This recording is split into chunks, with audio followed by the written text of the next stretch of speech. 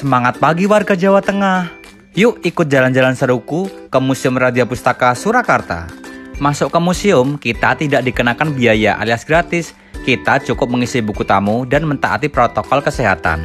Semua koleksi museum sudah terpasang QR code yang berisi informasi detail dari benda tersebut. Museum tertua di Indonesia bergaya Eropa di masa lalu ini memiliki koleksi diantaranya logam, wayang, keramik, patung, arca bersejarah, senjata perang, hingga buku kuno yang berusia ratusan tahun. Berkunjung ke Museum Radia Pustaka seakan-akan membawa kita kembali ke masa lalu dengan keunikannya. Dan pasti banyak informasi dan nilai edukasi dari benda koleksi museum.